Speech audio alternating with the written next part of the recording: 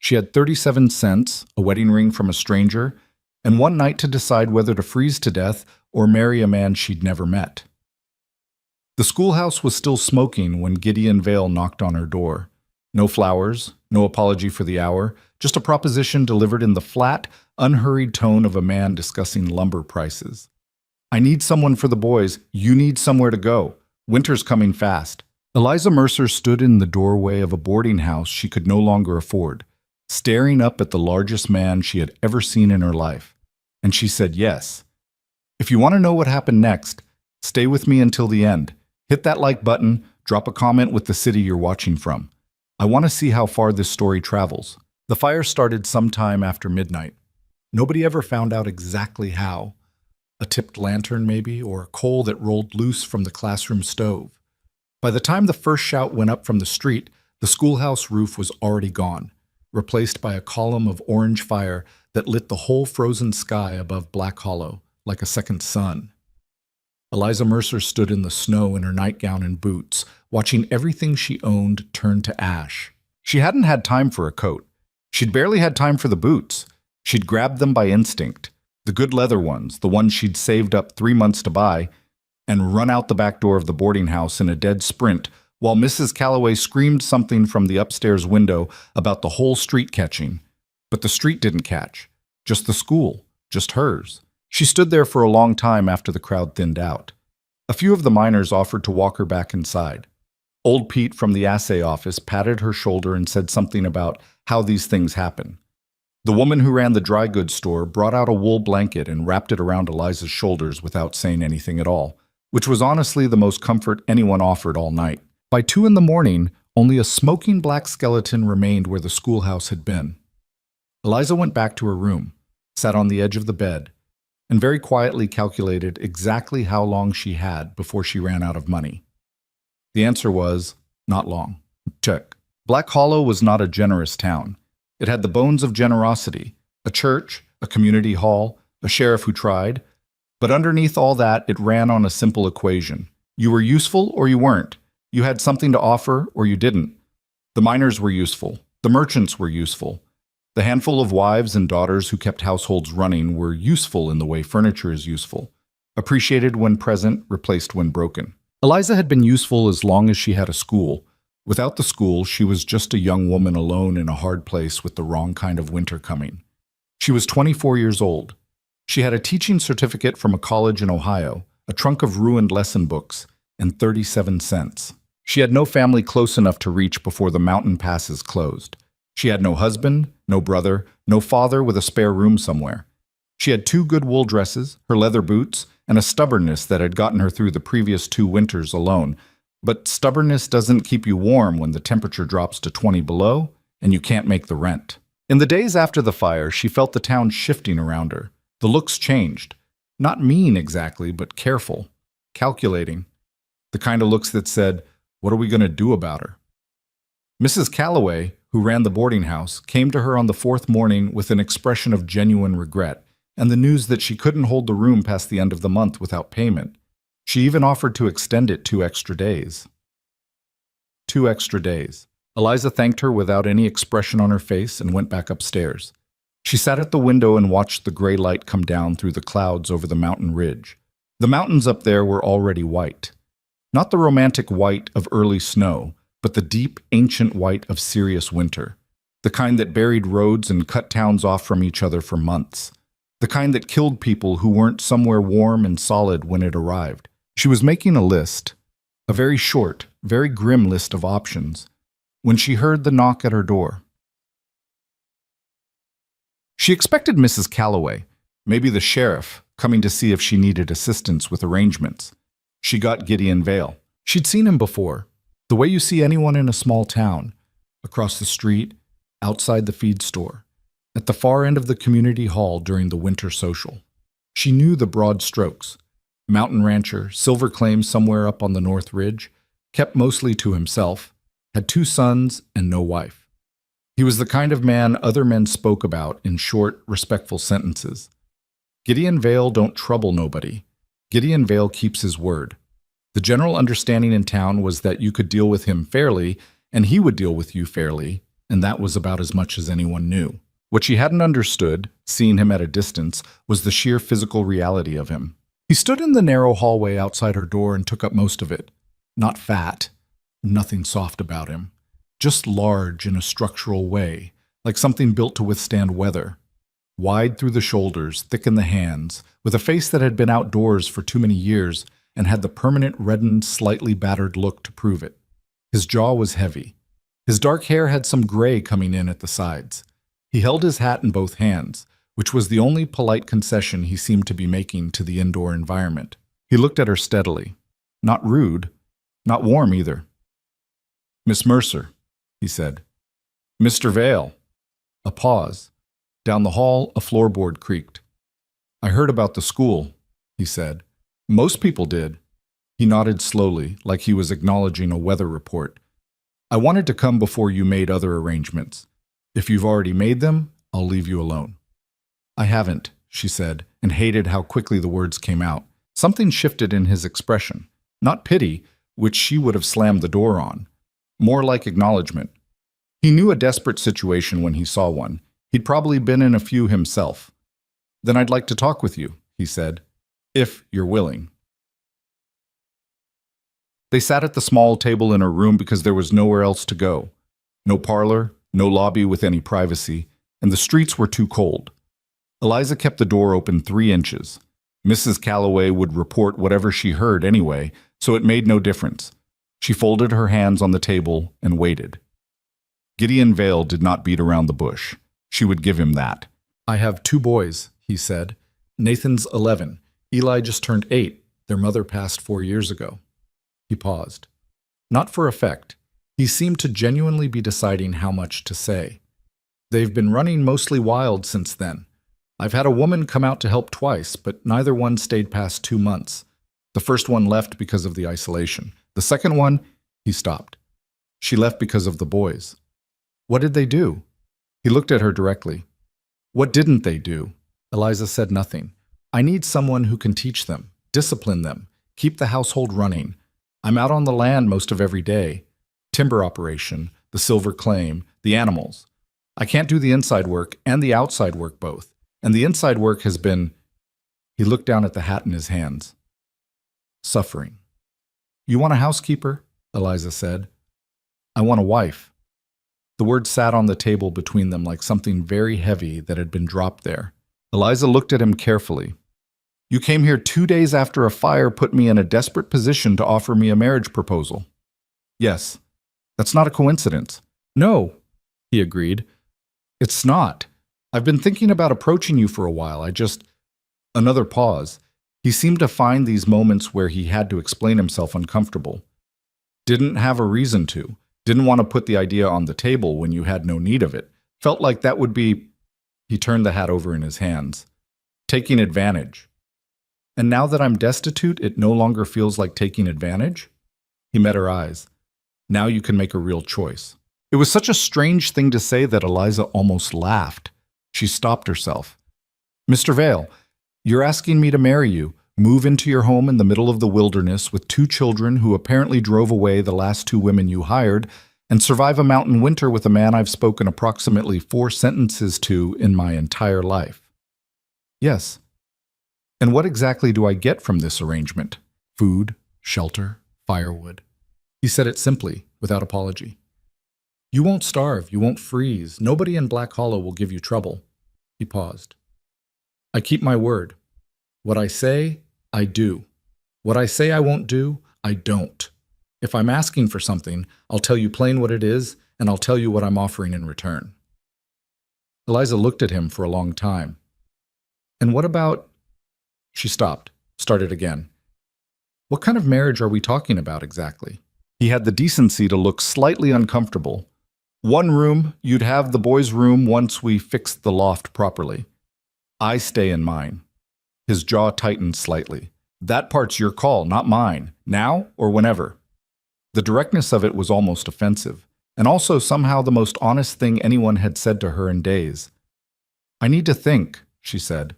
"Fair enough." He stood, put his hat on. "I'm leaving day after tomorrow at dawn. Snow's coming. If you want to come, be at the livery at first light." He walked out. His boots were loud on the stairs. Eliza sat at the table until it was fully dark outside, and then she opened her trunk and began to pack. She told herself it was practical. She told herself it the whole next day, while she settled her accounts around town and said the appropriate goodbyes to the appropriate people. She was being practical. She was a woman with few options in a hard place, and she was making the most logical choice available. It had nothing to do with the way he'd looked at her. Not hungry, not pitying, just seeing. Or the way he'd said, now you can make a real choice, like he genuinely believed that. It was purely practical. Mrs. Calloway hugged her at the door the next morning before dawn and told her to be careful and cried a little, which surprised Eliza. She hadn't thought she'd mattered that much to the woman.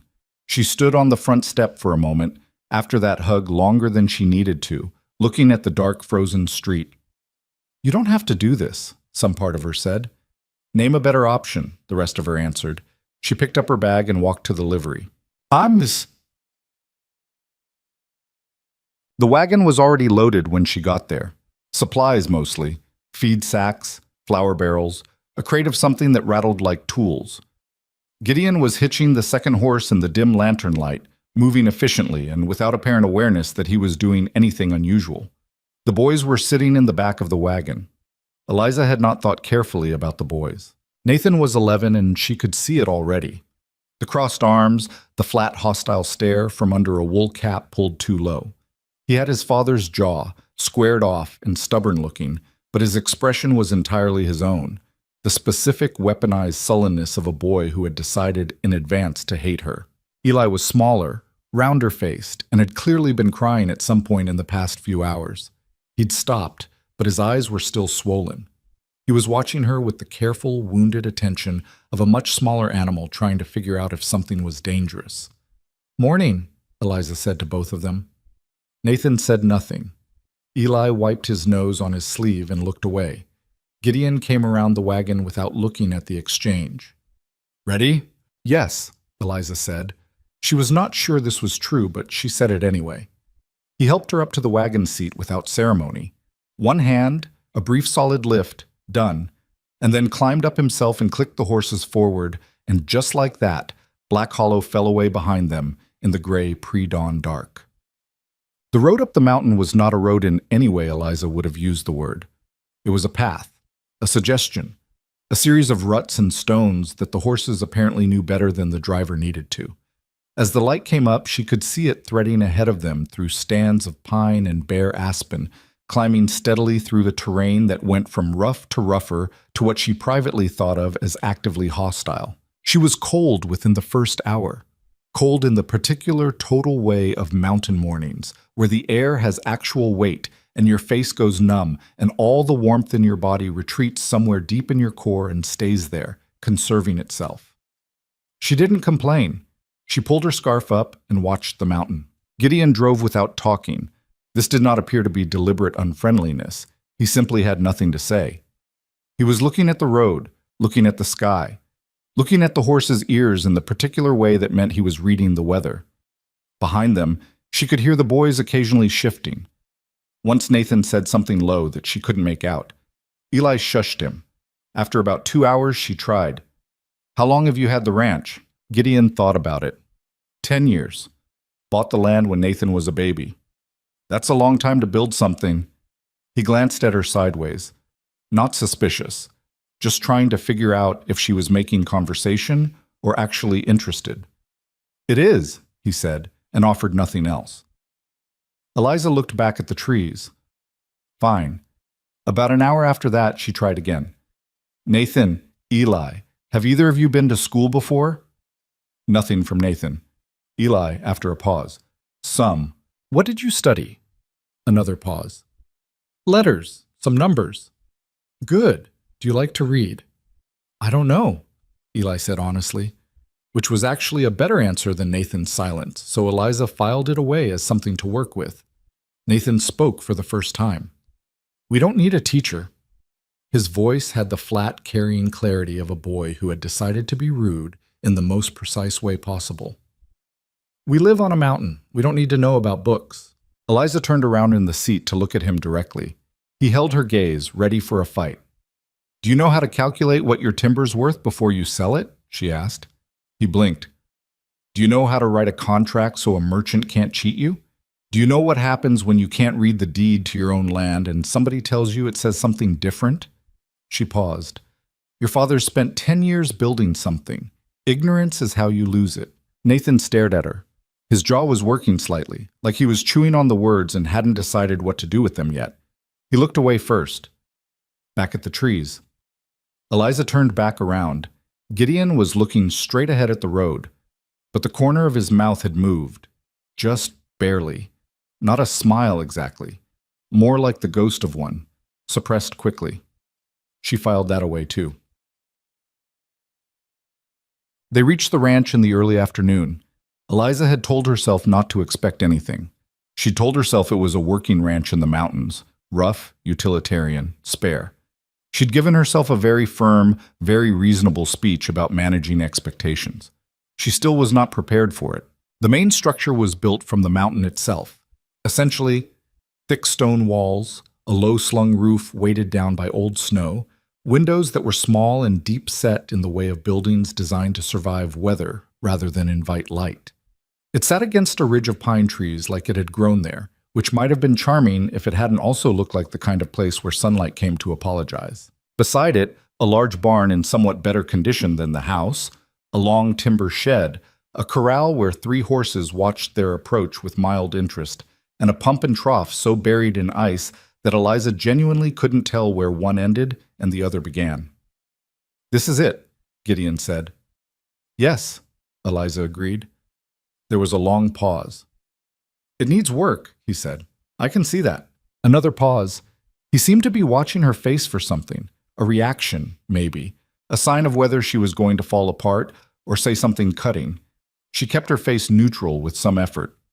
"Come in," he said finally. "I'll show you where things are." Inside was worse. Not filthy, exactly. He wasn't that kind of man, but the long-term chaos of a house run by a man with 2 children and no particular interior concerns had settled into every corner. The table had a permanent lean where one leg had been repaired badly. The fireplace worked, but the hearth was caked with old ash, and the stack of wood beside it was arranged the way wood gets arranged when nobody cares about arrangement. There were animal skin rugs on the floor that needed beating so badly they'd given up communicating their original colors. The walls had grease stains at child hand height in a long streak that went most of the way around the room, like a child had trailed his hands along them for years. There was a pot on the stove that had something in it Eliza chose not to examine closely. The kitchen corner had supplies. She could see that, jars and sacks and smoked meat hanging on hooks. But they were organized with the casual logic of someone who knew where things were by habit and had never once considered that another person might need to find them. There were 2 doors off the main room. One was clearly Gideon's, The door was closed, and she did not approach it. The other was open, and through it she could see a room with 2 low bunks and a ladder going up to a loft space. "Boys sleep in there," Gideon said from behind her. "The loft's not finished for sleeping yet. I was going to—" He stopped. "I'll get it done this week. You can have the boys' room. The boys can start in the loft once I get the wall up." "Where will they sleep until then?" "The big bunk? They'll fit." Nathan made a sound from somewhere behind her that communicated volumes about his feelings regarding this arrangement. Gideon turned around slowly and looked at his older son. The look lasted about 3 seconds. Nathan went quiet. "Any questions?" Gideon asked her. Eliza looked around the room, the table, the hearth, the grease on the walls. "No," she said. "I'll start dinner." She found flour, dried beans, smoked pork, half an onion, something she eventually identified as a turnip, and parm buried behind a sack of cornmeal, a jar of preserves somebody had put up in the summer. The jar had a handwritten label she couldn't read. She made a simple stew with the pork and beans and the turnip, and she made bread, which required her to search for the yeast for 20 minutes before finding it in a tin on the highest shelf that she had to drag a chair over to reach. The bread burned on the bottom. She knew it was burning, but the oven was running hotter than she expected, and she was dealing simultaneously with the stew and trying to find bowls and not really finding bowls. Just tin plates and cups, nothing properly matched. And by the time she pulled the pan out, the bottom was charred flat. She considered her options. She scraped the worst of the black off with a knife. The bread was edible. The bottom was still dark. It was fine. Gideon came in from outside at dusk, washed his hands at the basin, and sat at the table without saying anything about the burned smell. He called the boys in. Nathan came in with his arms crossed, and Eli came in behind him, close, like Nathan was a shield. Eliza set the stew on the table. She put the bread down, slightly charred, scraped, cut into rough pieces. She sat. Gideon said nothing. He served himself stew, passed the pot to Eli, who served himself, then passed it to Nathan. Nathan took the pot, looked at Eliza, looked at the bread, picked up a piece of the bread, and dropped it back onto the board from shoulder height. "It's burnt," he said. "I know," Eliza said. "My ma never burnt the bread." The table went very quiet. Eliza looked at Nathan steadily. He looked back at her with the particular cruelty of a child who has found a wound and is deciding how hard to press on it. He was daring her to cry. She could see it in his face. He'd made women cry before, and he knew how, and he was prepared to do it again. Eliza put her fork down. She thought about the 37 cents. She thought about the boarding house room she no longer had. She thought about standing in the snow in her nightgown watching the schoolhouse burn. Then she thought, "I did not climb this mountain to cry in front of an 11-year-old. "You're right," she said. "The bread's burnt. I burned it because I don't know this oven yet, and I was doing too many things at once." She picked up her fork. "Eat the stew. Tomorrow the bread won't be burnt." Nathan stared at her. "Your mother," Eliza said quietly, "is not here. I'm not her, and I'm not trying to be. But I am here, and I'm cooking your dinner, and you will not be rude at my table." "It's not your table," Nathan said. That was when Eli made a sudden grab for the bread piece Nathan had dropped and knocked it sideways into the pot, which knocked the pot sideways, which sent a ladle of stew sliding off the edge of the table directly toward Eliza's dress. She stood up fast. The pot rocked. Nathan reached to catch it and misjudged, and the whole thing went over, sending beans and broth in a long arc across the table, across Eliza's sleeve, across Gideon's arm. And then Nathan laughed. It wasn't a mean laugh, actually. It was a surprised, helpless laugh, the kind that escapes before you can stop it. But it was still a laugh, and Eliza was standing there with beans dripping from her sleeve and stew spreading across the table she'd spent 20 minutes trying to clean, and something in her simply came undone. She picked up the iron skillet still sitting on the stove. She didn't throw it. She brought it down on the stovetop with a crack that rang off the stone walls like a gunshot. Both boys went absolutely still. The fire crackled. Outside, wind moved through the pines. Eliza set the skillet down carefully and turned around. "I will clean this up," she said. Her voice was completely steady. She had no idea how. "And tomorrow morning we will start again, and we will keep starting again until we figure out how to eat dinner in this house without it turning into a disaster." She looked at Nathan, then at Eli. "I am not going anywhere. So the sooner you accept that, the easier this becomes for everyone." She began picking up the pot. Gideon, she noticed, had not moved during any of this. He was sitting very still with stew on his arm, watching her. She didn't look at him directly. She couldn't read his expression, and she didn't trust herself to try. "Eli," she said, not unkindly, "can you get me a rag from that hook by the door?" Eli scrambled up from his chair and got the rag. Nathan didn't help, but he also didn't say anything else. That night, after the boys were in their room and the table was cleaned and the kitchen was put back together in a rough way, Eliza sat by the fire for a long time. Her hands still smelled like stew and ash. The wind outside had picked up into something serious, throwing itself against the stone walls with a kind of personal conviction. She was tired in a way that went past her muscles down into something deeper. Not the tired of having worked hard, the tired of having kept herself together all day by sheer force of will, and now being alone in the firelight with no particular reason to keep it up. She allowed herself, very quietly, to think, "What have I done?" And then she allowed herself equally quietly to think, "Whatever it is, you're in it now." The fire popped, a log settled. From behind the boys' door she could hear, very faintly, Eli asking Nathan something, and Nathan answering in a low voice. She couldn't make out the words. She looked around the dim room.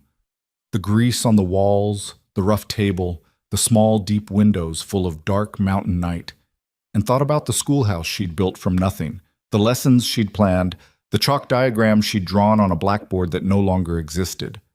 All right, she thought, then I'll build something else. She banked the fire for the night, checked the water basin, and went to the boys' room, which was, technically, hers now, and lay down on the smaller bunk fully clothed because she was too tired to manage buttons, and listened to the mountain wind do its best work against the stone. She didn't sleep for a long time, but when she did, it was solid and deep.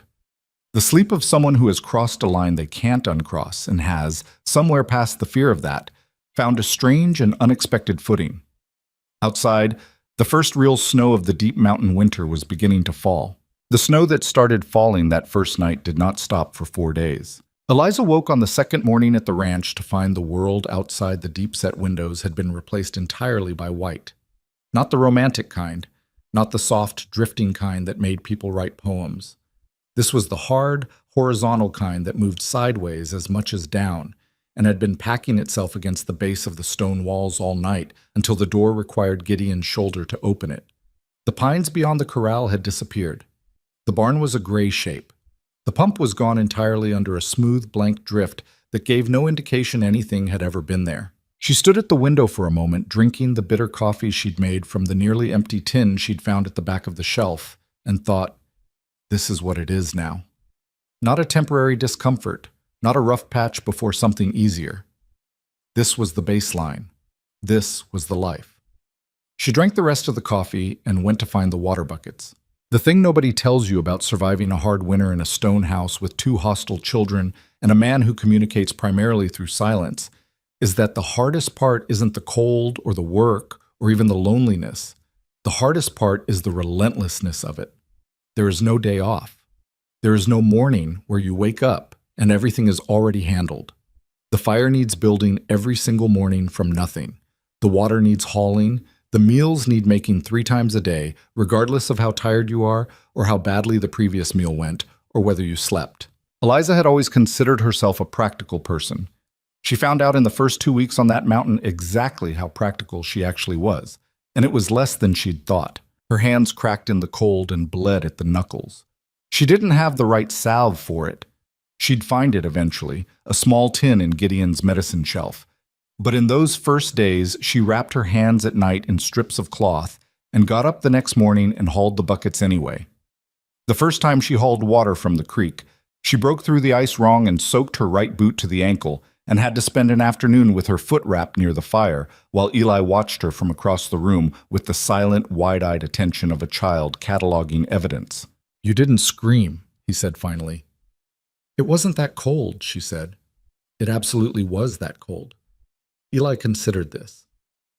"Nathan said you'd be gone by the end of the month." "Nathan's going to be wrong." He looked at her for another long moment, then went back to the piece of wood he'd been carving at badly with a dull knife.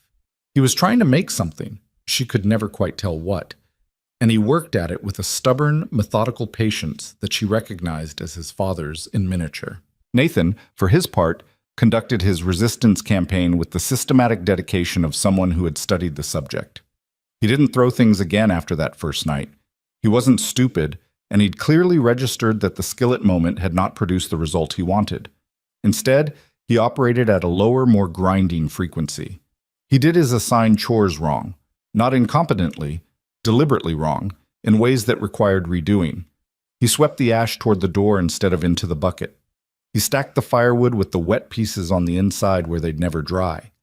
He fed the horses the oats she'd measured out for breakfast in what she could only describe as a preemptive strike. The first time she caught him at it, she stood in the barn doorway with the wind pushing her hair into her face and watched him dump the last of the measured oats into the feed trough. "Nathan." He turned around. His expression was carefully blank. "That was the breakfast oats." "I thought they needed feeding." "You thought wrong," she said. "Now you'll eat the same thing the horses are eating this morning, since you gave ours away." He stared at her. "You're not serious." "I'm completely serious." She wasn't going to starve a child, but she held the expression long enough that he genuinely couldn't tell. "Go inside and think about whether you want to keep finding out how serious I am." He went inside. He ate his breakfast that morning without a word, which was, she'd come to understand, the closest thing to compliance she was going to get from him for a while. The problem was that it was exhausting. Not the work. She could handle the work. It was the constant vigilance required against a smart, unhappy child who was using all his intelligence to make her fail because failing felt safer to him than trusting her. She understood it. She even, in a distant way, respected it. He'd had women come and go in this house, and he had learned the correct lesson from that experience. Don't attach to what doesn't stay. Armor up. Make it easy for them to leave. She just wasn't going to leave. She started the lessons at the kitchen table on the 5th day, when the snow had stopped and Gideon had gone out to check the timber operation, and the boys had absolutely nothing to do and were bouncing off the walls of the stone house like trapped animals. "Sit down," she said, and put 2 pieces of paper and 2 pencils on the table. "We're not in school," Nathan said. "No, school had a building. We're improvising." She sat down across from them. "Nathan, what's 12 times 14? He opened his mouth and then closed it. He didn't know. He knew she knew he didn't know. "That's fine," she said, without making it a victory. "That's why we're here. Eli, what's the first letter of your name?" Eli pointed at the E on his paper. "Right, write it." He wrote it, crooked, effortful, but legible. She started there. She started exactly where they were, not where she thought they should be. And she kept it simple and direct, and this was the key. She'd learned it in Black Hollow. She never made a child feel stupid for not knowing something. Ignorance wasn't stupidity. Ignorance was just an empty space waiting to be filled. Nathan lasted 20 minutes before he started making the lesson difficult on purpose, asking questions designed to derail rather than learn. But she'd been teaching long enough to recognize the difference between a child who was genuinely curious and one who was stalling, and she simply answered his disruptive questions with 2-word responses and moved on without giving him the argument he was angling for. By the end of the first week of lessons, Eli was writing his full name in uneven but recognizable letters. Nathan, who was pretending not to try, had worked through most of the arithmetic she'd laid out and done it correctly. She didn't praise him for it. She just moved to the next problem. He lasted another week before the effort of pretending not to care became more work than simply doing the lessons. And somewhere in that second week, without any announcement or ceremony, Nathan started actually learning. It didn't make him easier to live with, but it changed something in the house. Small and hard to name, but real. Gideon noticed. He didn't say so, but she caught it in the way he paused sometimes in the doorway, between outside and in, still in his coat, snow on his shoulders, watching the 3 of them at the table for a moment before he stamped his boots and came inside. His face in those moments was unreadable to her. He had a face built for unreadability, all that bone and weather, but there was something in his stillness that wasn't neutral. Between the 2 of them, they had developed a functional language that was almost entirely practical and almost entirely didn't say what they actually meant. "The water barrel needs filling again. I fixed the latch on the barn. There's more smoked pork in the bottom of the chest." They moved through the house around each other with a careful awareness that was different from comfort, but not unfriendly. He was a man who kept his word. She'd give him that. He'd said she'd have her own room, and he'd built out the loft for the boys in 3 days flat, working by lantern light after supper until it was done. He'd said the fire would be kept, and the fire was always kept. She never woke to a cold house. She noticed these things and told herself they were simply practical. A man maintaining his household. Nothing more. She was, she suspected, not entirely telling herself the truth. One morning about 3 weeks in, she found the water barrel already filled when she came down at dawn. She stood looking at it for a moment. Then she made the coffee and said nothing about it when Gideon came in from the barn. He said nothing either, but he took the cup she poured without looking at her and drank it at the window in his usual morning silence, and she thought, "We are learning each other, I suppose."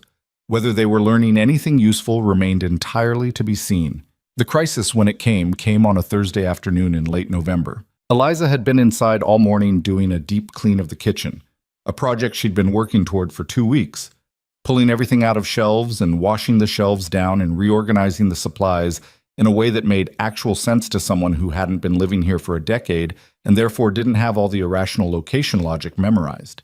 She was on her knees scrubbing the base of the stove when she heard the door open. She assumed it was Gideon, back early. She didn't look up immediately. "There's cornbread on the board if you're hungry. I'll have dinner ready by—" "It's not him." Nathan's voice. She looked up. He was standing in the doorway, still in his coat, hat in his hand. His face was strange, tight and pale under the cold red of his cheeks.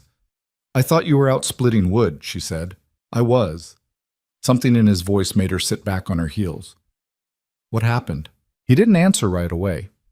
He was doing that thing boys do when they've done something they know was wrong and are trying to figure out the right framing before admitting it. She'd seen it 100 times. "Nathan," she said, sharper, "what happened?" "I might have—" He stopped, started again. "There was the splitting axe, the big one. I wanted to—" "Where are you hurt?" The directness of it knocked the framing right out of him. His face crumpled very briefly before he got control of it again. "My leg." She was already up. He'd made it back to the house, which told her something about the severity. Bad enough to come get help, not bad enough to be unable to walk. But when she pulled his trouser leg up, her breath went short in her chest. The gash was along the outside of his calf, deep and ragged, already soaking through the makeshift wrap he'd pressed against it with his hand on the way back. The axe had glanced rather than gone straight in. She could see that from the angle of the wound, but it had gone deep enough. No doctor. The nearest one was in Black Hollow, 2 hours down a mountain road that was currently buried under 3 feet of snow. Gideon was somewhere out on the timber claim and she had no way to reach him. She had herself and what was in the house. That was the whole inventory. She had him sit on the table, she moaned. Not a chair, the table, flat surface.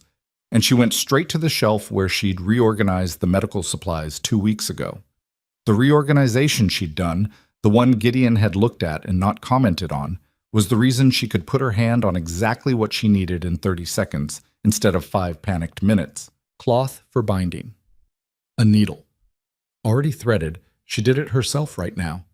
The whiskey tin she'd found tucked behind the flour barrel for what she understood was exactly this kind of occasion. "This is going to hurt," she told Nathan. "I know," he said. His voice was working hard to stay even and mostly succeeding. "You can make as much noise as you want.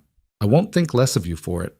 He looked at her, just for a second, with an expression she hadn't seen on him before. Not hostility, something younger and rawer than that. "Okay," he said quietly. She cleaned the wound first. He made no sound during that part, which told her his pain threshold was either genuinely high or he was running on the particular stubborn adrenaline of a frightened boy trying to be something other than frightened. She didn't ask him to be brave. She just worked steadily and talked to him as she did. Not comfort talk, not the soft nonsense some people use to paper over pain, but actual information. What I'm doing right now. What comes next. Why. It gave him something to think about other than the wound. When she poured the whiskey over the gash, he screamed. It was short. He clamped his jaw down on it almost immediately. But it was a real scream, high and young, and for just a moment in the middle of it, he grabbed her arm with both hands and held on. She let him. She kept her other hand steady on his leg. "Almost through the bad part," she said.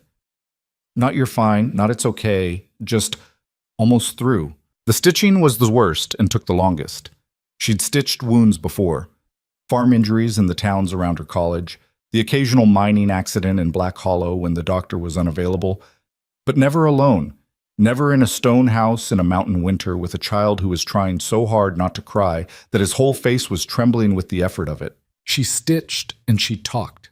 She told him about the worst injury she'd ever seen a student come to school with. A boy in Ohio who'd gotten his arm caught in a watermill and showed up to class 3 days later with it in a sling because he said he didn't want to miss the arithmetic lesson.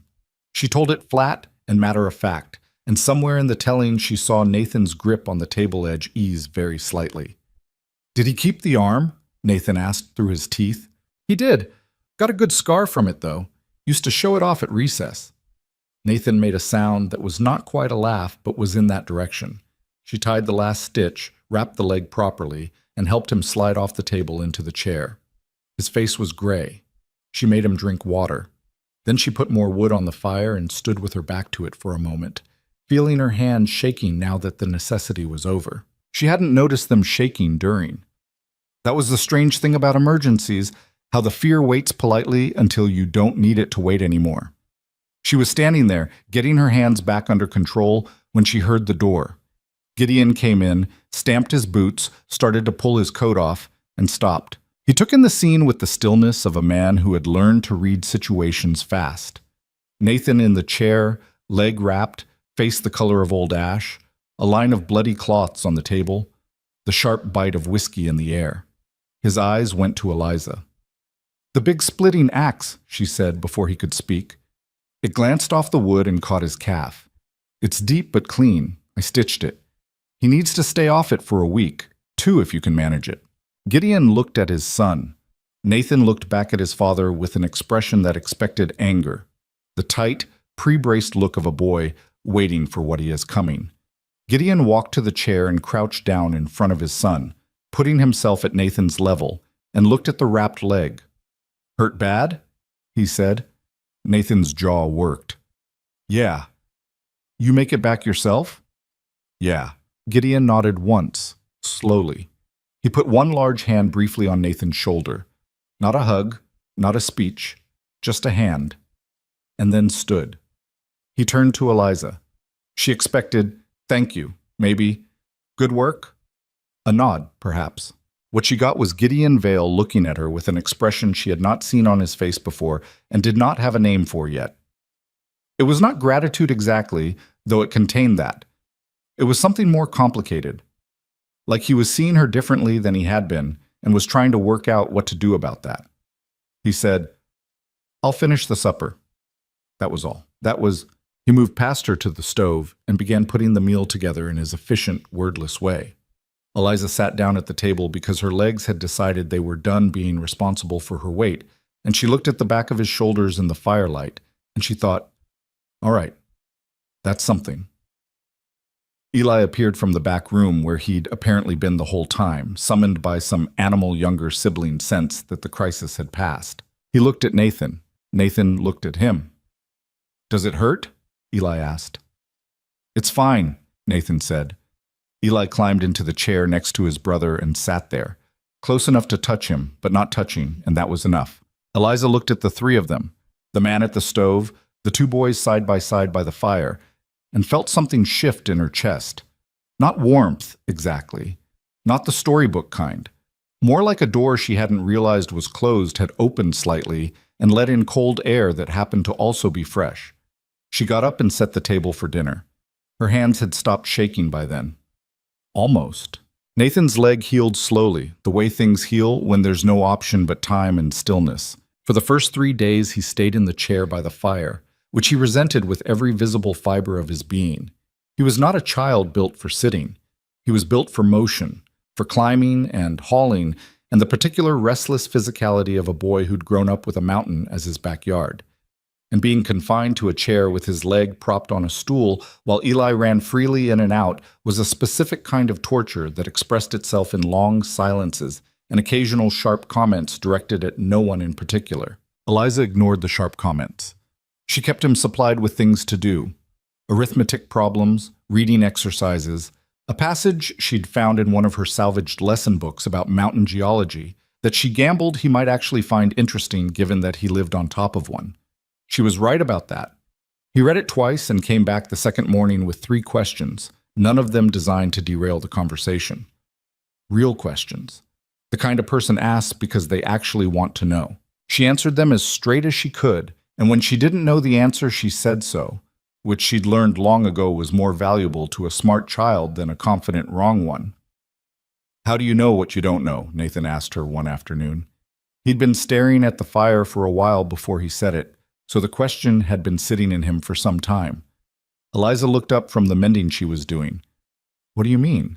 You just said you don't know why the silver sits in the rock the way it does. But you knew the other stuff, about the layers." He frowned. "How do you keep track of where the line is?" She thought about that. You pay attention to where your answers start feeling less certain.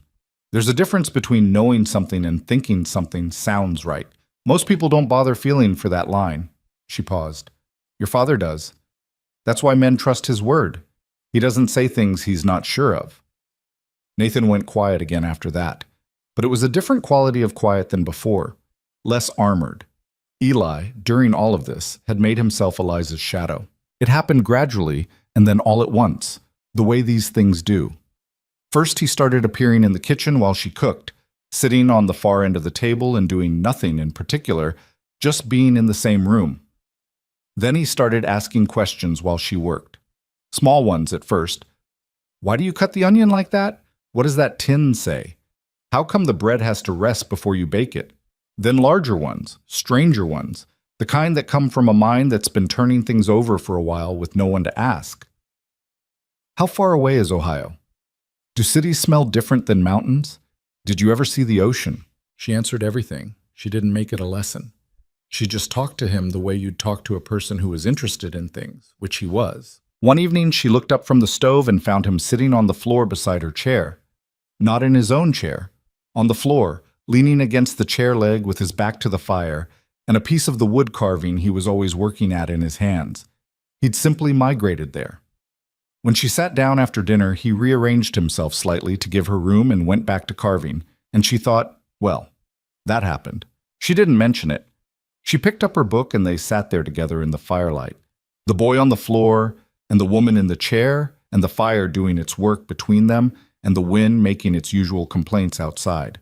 From across the room, she noticed Gideon watching this from his seat at the table for a moment before he looked back down at whatever he was reading.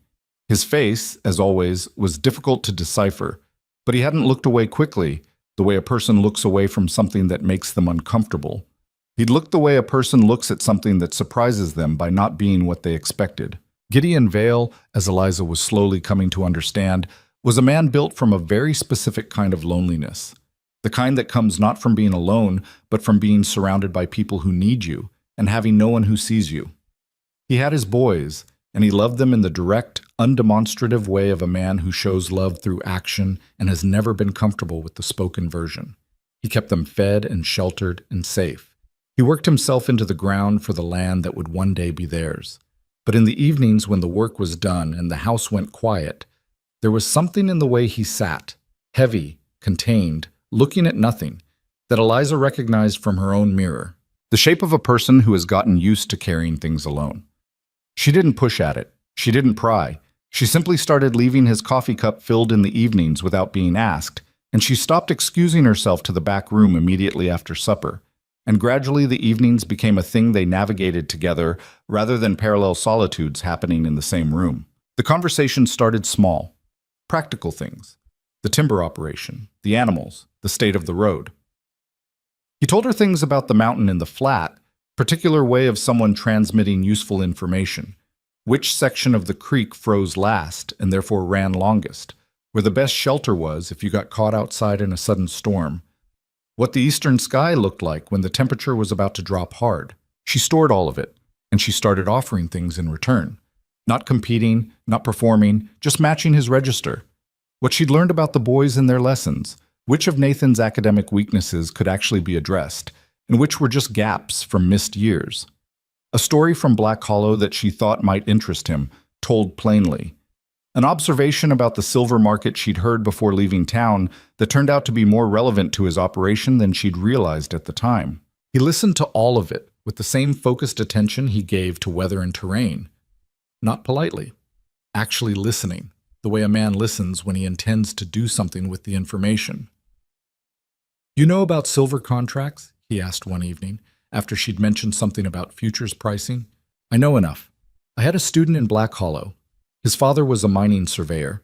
I helped him with arithmetic for 2 years, and the father paid me partly in conversation." She half smiled. He had a lot of thoughts about commodities markets. Gideon looked at her steadily. "The traders out of Black Hollow, the ones who buy our timber and ore." He paused. "I've always felt like the price I get isn't what it should be." "It probably isn't," she said. "Isolated sellers get undercut. It's easier when they can't compare prices." He was quiet for a moment. "I wouldn't know how to compare them." "I would," she said. "Not boasting, just, this is something I can do." He looked at her again with that expression she still didn't have a full name for, the one that had started the night of Nathan's injury and had been returning, slightly differently weighted each time ever since. He didn't say anything else about it that night, but she noticed him, 2 days later, pulling out the bundle of contracts he kept in the wooden chest by the door and stacking them on the table in a way that left them visibly accessible. He didn't ask her to look at them, but he didn't put them away either. She looked at them that afternoon while he was outside. What she found made her jaw tighten. She didn't say anything immediately. She went back to the kitchen and started dinner and thought about it carefully for the next 2 days, running the numbers in her head against what she knew about current timber rates and what she remembered from the surveyor's father about the silver market. When she was sure enough, she brought it to Gideon one evening after the boys were in bed. She put 2 of the contracts on the table between them. "This one," she said, pointing. "You sold 40 board feet of prime pine at 3 cents below the Black Hollow market rate. And this one, the ore assay. Someone wrote this valuation, and it's wrong, not by accident." Gideon looked at the papers. Then he looked at her. "Wrong how?" "Wrong in the direction that benefits the buyer." She kept her voice even. "It's not the first time either. I went through the last 4 years of sale records. The pricing discrepancy is consistent, and it goes one direction." A long silence. "Harlan Briggs," he said finally. The name came out flat and contained, which with Gideon she'd learned to read as a sign that what was inside was anything but. "Is he the one handling your sales contracts?" "Has been for 6 years." She said nothing. She let him sit with it. "How much?" he asked. She'd done the rough arithmetic. She told him the number. Something passed across Gideon's face then. Not anger, not exactly, but what lives under anger when a man has been patient for a long time and finally runs out of patience in a quiet, permanent way. He looked at the contracts for another moment. Then he stacked them precisely, squared the edges, and set them to the side. "Thank you," he said. "I haven't fixed it yet," she said. "No," he agreed. "But now I know." That conversation changed something between them. Not dramatically. Nothing between them moved dramatically by either of their natures. But the balance shifted. He had been, since the beginning, the one who held the practical power. The house, the land, the shelter she'd needed badly enough to marry a stranger for. Now there was something she held that he needed, and she hadn't leveraged it or withheld it. She'd just put it on the table. He started talking to her differently after that. Still sparse, still more likely to look at the fire than at her face when he said something personal. But differently. Like a man who has let himself trust something slightly more than he had before and is watching to see if that was a mistake.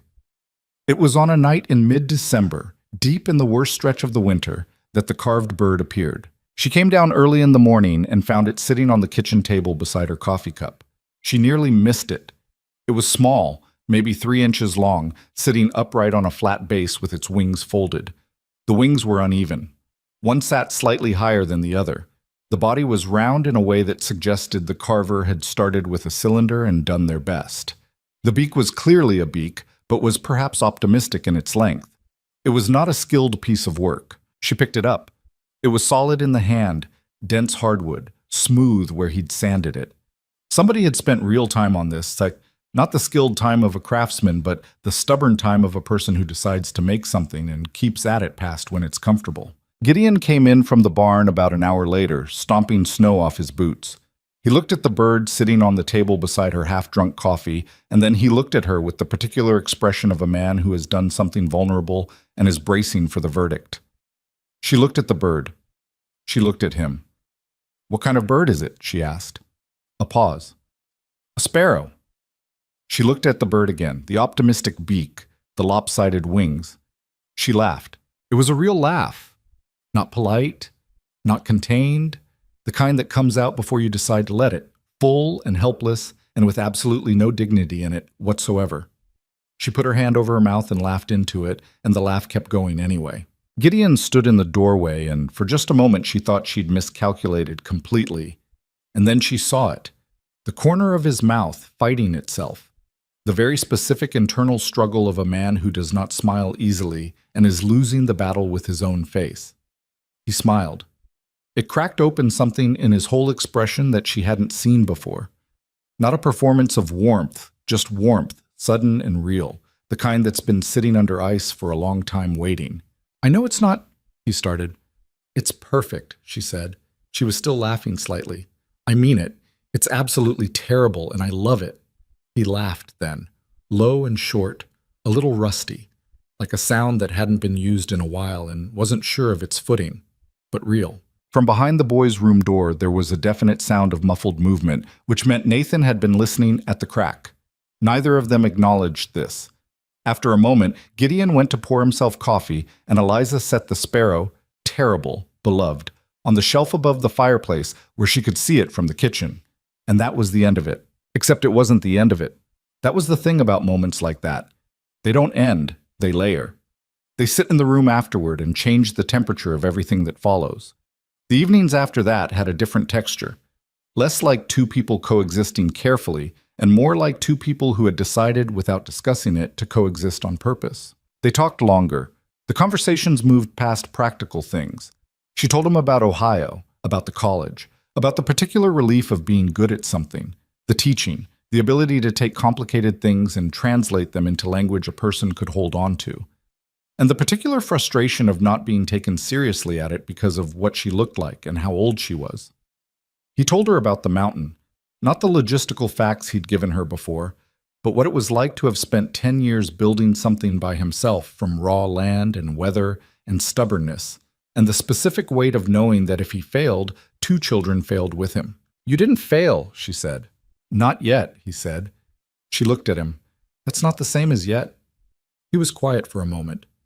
"I don't take much for granted." "I know," she said. "I can see that in everything you built here." She paused.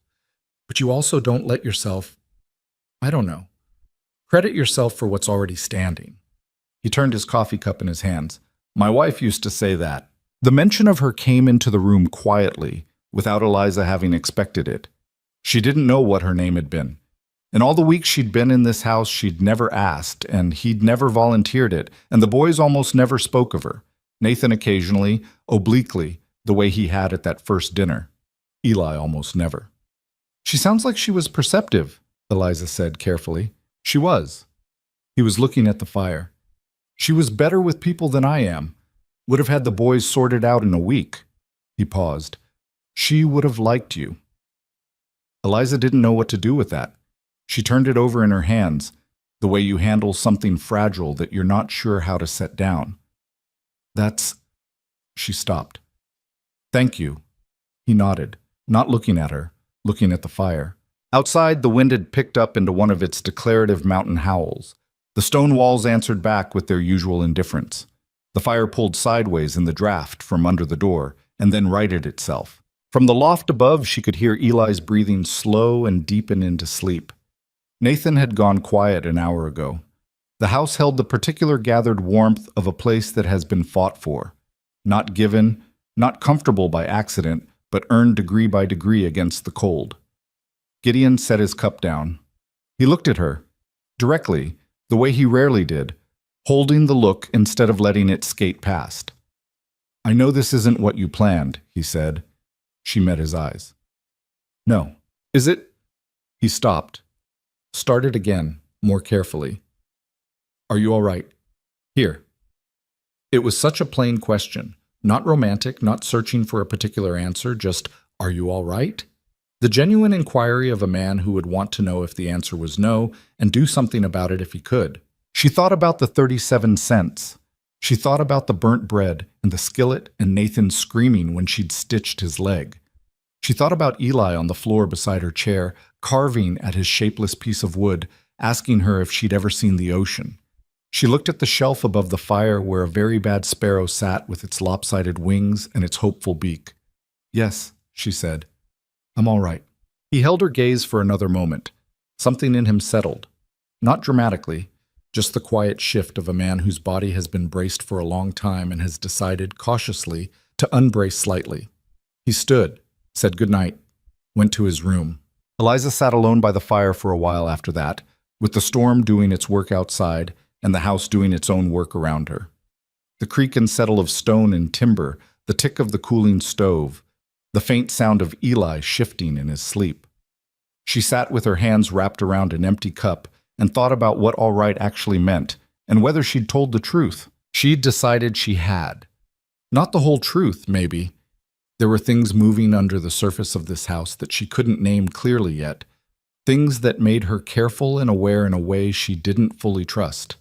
But the foundation of it, The basic daily fact of waking up in this place and having work to do, and people who needed her, and a fire someone had already lit before she came downstairs.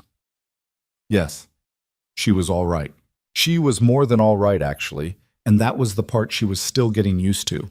The first sign of trouble came on a Tuesday morning in early March, when the snow had started pulling back from the lower slopes and the road down to Black Hollow was passable again for the first time in months. Eliza was at the table working through a stack of Gideon's contracts. She'd been organizing them properly for the past 2 weeks, building a clear record of every sale transaction going back 4 years. When she heard horses on the approach road. Not one horse, multiple. She looked up at the window and counted 3 riders coming through the tree line before she went to the door. Gideon was already outside, having come from the barn at the sound. He stood in the yard with his arms at his sides and the particular stillness that she now recognized as his version of being on guard. The riders came into the yard and stopped. 3 men, trail-worn but not destitute, the kind of worn that comes from choosing to travel hard rather than being forced to. The one in front was heavy-set and sitting his horse with the comfortable authority of a man accustomed to being the most important person in most rooms he entered. He had a beard going gray at the edges and small eyes that moved around the ranch with a quality Eliza could only describe as appraisal. Harlan Briggs. She knew him from the contracts even before Gideon's jaw set the way it did. "Gideon," Briggs said by way of greeting, warm enough on the surface. "Harlan." Not warm at all, but Gideon's voice never was. You had to know what cold sounded like on him to hear the difference. Eliza, standing in the doorway, heard it. "Road's clear enough," Briggs said. "Thought I'd come up, talk about the spring contract. Timber prices are moving around some. Wanted to get ahead of it with you before the other outfits start making offers." "I know what the prices are doing," Gideon said. A brief pause. Briggs's eyes moved to Eliza in the doorway, and then back to Gideon. "That right? Come back in a week. I'll have an answer for you on the spring contract." It was a dismissal, plain enough that Briggs couldn't pretend he hadn't heard it. His face did something complicated. The smile stayed, but something behind it didn't. He looked at the ranch the way he had when he'd ridden in, that appraising look, only slower now. "Sure," he said. "Week's fine." He gathered his reins. "Nice place you've got. Be ashamed to see it go sideways." He said it the way people say things they want to say without technically saying them. Light, conversational, easily denied. He turned his horse and rode out with the other 2 following. Gideon stood in the yard until the sound of hooves was gone. Then he turned and came inside. Eliza moved away from the doorway to give him room. He came to the table, looked at the contract spread across it, and put both hands flat on the edge of the wood. "He knows," he said. "Knows what?" "That I know." He looked up at her. "Briggs isn't stupid.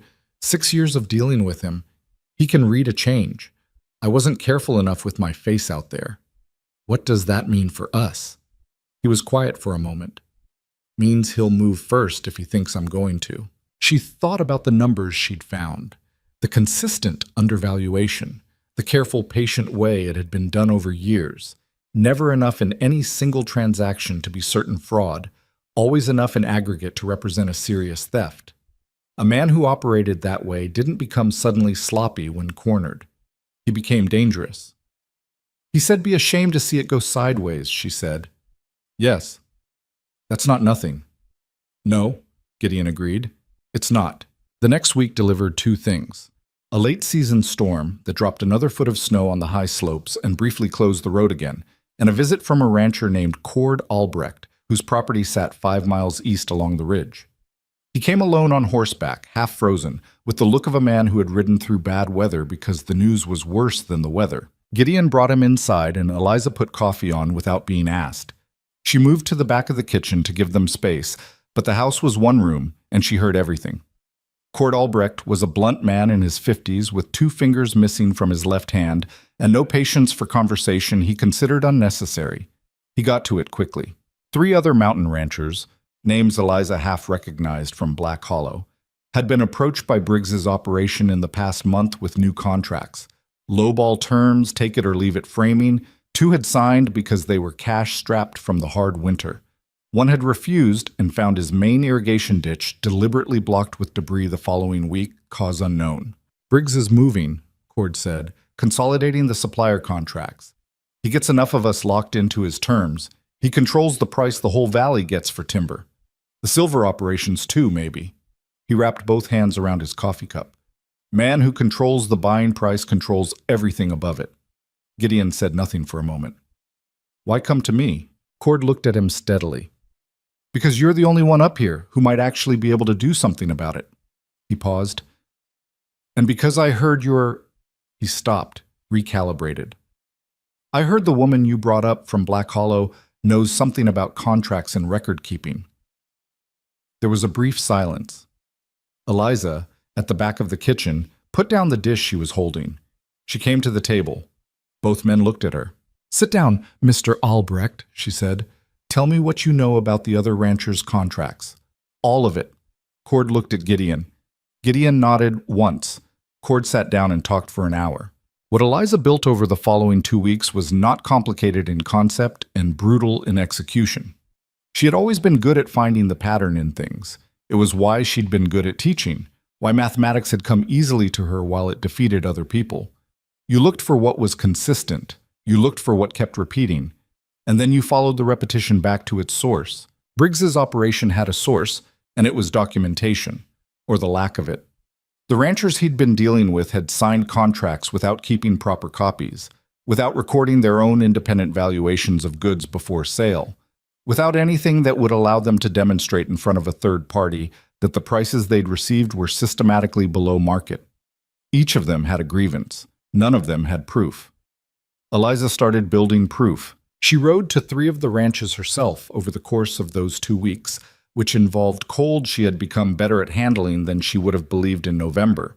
She brought paper and ink and asked the ranchers, mostly suspicious, some openly hostile to a woman coming to tell them about their own business, to pull out every record they had from the past several years. She sat at their kitchen tables and worked through numbers while their wives watched from across the room and their husbands stood near the door with their arms crossed. The numbers told the same story at every ranch. Not dramatically wrong, never dramatically wrong, which was the artistry of it. Just consistently, quietly, persistently wrong in one direction.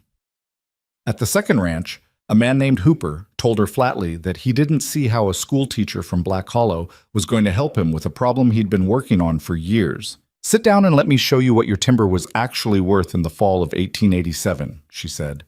And then you can tell me if you still feel that way. He sat down. She showed him the numbers.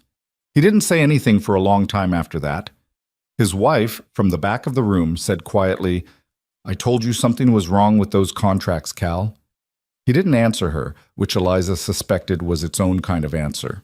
Gideon rode with her on the 3rd visit and handled the part she couldn't, which was the part where the rancher in question, a man named Purvis, who was 6'4" and extremely skeptical of the whole enterprise, needed to be convinced by someone he already respected before he'd look at a piece of paper held by a woman he'd never met. Gideon said about 12 words, and Purvis sat down. Eliza took it from there. They rode back from Purvis's ranch in the late afternoon with the sun cutting low and gold across the snow, and both of them tired in the comfortable way of people who have done something difficult together and know it. You didn't have to come, she said. Purvis wouldn't have listened otherwise. I know, she said. I'm not criticizing. I'm saying thank you. He glanced at her sideways. The light was doing things to his face that she had started noticing and had been firmly telling herself were irrelevant. You don't thank me much. You don't thank me much either, she pointed out. The corner of his mouth moved. Fair. They rode the rest of the way mostly in silence, which by this point was a comfortable silence, the kind that doesn't need filling. The document she compiled went to the land office in Black Hollow through Cord Albrecht, who had more standing there than she did and knew it. The case for systematic fraud in the pricing of independent supplier contracts was laid out in language that was careful and specific and impossible to dismiss as feminine grievance or simple misunderstanding. It was numbers, dates, side-by-side comparisons between recorded sale prices and the documented market rate for the same goods on the same dates from independent sources. She had learned from the mining surveyor's father in Black Hollow and from 2 years of navigating a world that had complicated feelings about her being competent in it, that the most effective way to make an argument that people will resist on principle is to make it in the language they can't argue with. Numbers don't have gender. Records don't have age. A documented pattern of fraud is a documented pattern of fraud, regardless of who compiled the documentation. Briggs's response, when it came, was what she'd expected. He went to the land office and called it a misunderstanding. He produced his own records. He spoke about the school teacher with not quite contempt, thinly wrapped in concern for poor Gideon Vale, who had clearly let a difficult woman complicate simple business relationships. The land office, to their credit, looked at both sets of records and kept looking. What came next was not the land office. On a night in late March, a night when the wind had picked up hard from the west, and the sky over the mountain had the particular amber-gray color of weather gathering itself for something, Eliza woke to the sound of the barn animals. Not the usual nighttime sounds, the panicked sounds. The sounds animals make when something is wrong and wrong and wrong. She was at the window before she was fully awake. What she saw was orange. The lumber shed, the long wooden structure along the east side of the property where the cut timber was stored and dried before sale, was on fire. Not just starting. The east end was already fully involved, fire pulling 40 feet into the sky, driven sideways by the wind. "Gideon!" She was in the hallway banging on his door before she'd finished the word. "Fire! The lumber shed! Get up!" She heard him hit the floor. She was already moving. She got the boys up herself, yanked Nathan's shoulder, pulled Eli upright by his arm. And she didn't say, "Don't be scared or it's going to be fine." She said, "Get your boots and your coats. Now, come outside. We need hands." Nathan was half asleep for about 4 seconds, and then he wasn't. He got his boots. He got Eli's boots for him. That was the moment she knew, that small, automatic action, that something in Nathan had changed enough to matter. Outside was chaos of the organized kind. Gideon was already at the pump, which by the grace of a slightly warmer week was partially thawed. The ranch hand who slept in the barn, a quiet older man named Dawes, had the horse bucket already and was running. The lumber shed was going to be a loss. Eliza saw that immediately. The east end was gone, and the fire was traveling west with the wind behind it, and there wasn't enough water on this property to fight it at the source. But the main barn was 30 feet from the shed's west wall. If the barn went, the horses went, the feed went, the tools and the tack and the whole infrastructure of the working ranch went with them. That was the actual calculation. "The barn," she said to Gideon, who had arrived at the same conclusion. "We hold the barn." "Yes." He turned to Dawes. "Get the horses out first." "Nathan," Eliza said. She put her hand on the boy's shoulder and made him look at her. His face in the firelight was frightened and awake, and more present than she'd ever seen it. "I need you to run to the creek and fill every bucket we have. Every single one. You know where they are?" "Yes." "Run." He ran. She organized what she had, which wasn't much. Herself, Eli, who was 11 inches shorter than useful, but present and willing. Dawes once the horses were out, and Gideon. She set Eli on the pump handle when the water started coming and told him to keep pumping no matter what. And he pumped with everything he had, his whole small body throwing itself at the handle. The bucket line was 4 people and insufficient, and they ran it anyway. The lumber shed went. It went fully and completely, and by the time it came down in a cascade of burning timber, the east end was nothing but frame and fire. But the barn held. The gap between the two structures gave them just enough room to work, wetting the barn wall continuously, and the wind shifted. Not favorably, not enough to matter to the shed, but enough that the fire stopped having the direct path to the barn it had started with. By the time the shed's collapse took most of the fire with it into a pile rather than a horizontal line, the barn was scorched on one wall and standing. Gideon's hand on the bucket beside hers in the middle of it. She felt it more than saw it, the brush of his knuckles when they passed the bucket. And she didn't think anything particular about it in the moment, because in the moment she was thinking about the barn wall and the wind and whether Eli's arms were going to give out. But afterward she would remember it. They stood in the yard at 2 a.m. with ash on all of them, and the shed still glowing red in the dark, and the horses stamping in the cold outside the barn where Dawes was walking them in circles to keep them from bolting. Nathan had filled 6 buckets and carried them on runs he didn't stop making until Eliza told him to stop. He was standing now with his hands on his knees, breathing hard, And when he straightened up and looked at the ruined shed, his face had the expression of someone older than 11. Not a performance of maturity, something actually older than he'd been this morning. Eli had pump-handle calluses on both palms that would take a week to heal. He was standing close to Eliza, not touching her, but close. Gideon looked at what remained of the lumber shed for a long time. She watched him do it and didn't try to offer anything. "Briggs," he said finally. It wasn't a question. "Probably," she said. "Probably hard to prove." "I know." He was quiet again. 2 seasons of cut timber in that shed. She had looked at the records. She knew exactly what was in that shed. She knew what it was worth and what losing it meant for the spring cash position. She'd been thinking about it since she'd seen the fire through the window. "The land office documents are already filed," she said. "If Briggs did this and it connects to the fraud case, it changes what he's facing." She paused. "And we still have the ranch. We still have the barn. We still have the operation." He turned and looked at her. She was covered in ash and her hair had come loose from its braid, and she was standing in the yard at 2 in the morning, having just spent 4 hours fighting a fire. And she looked back at him steadily without trying to make it better than it was. "Yes," he said slowly. "We still have all of that." He held her gaze a moment longer than usual. Then he looked at his sons. "You two," he said. His voice had something in it she hadn't heard before. "Both of you." He looked at Nathan, at Eli. "You did well tonight." Nathan said nothing, but his chin came up slightly, and the look on his face in the dying fire glow was something she thought he'd remember for the rest of his life. Eli put his burned hand into Eliza's, which surprised her completely. Small and trusting and simply there. She closed her fingers around it carefully. The mountain had taken the lumber shed. It had not taken the rest. But Eliza understood, standing in that ash-smelling dark with Eli's hand in hers, and Gideon watching his boys with that new expression on his face, that whatever Briggs had intended to break with the fire, he'd miscalculated badly. Some things, when you put them in the fire, don't break. They just show you what they're made of. The ash smell stayed in the yard for a week. Every morning, Eliza came downstairs and made coffee, and could still catch it at the edges.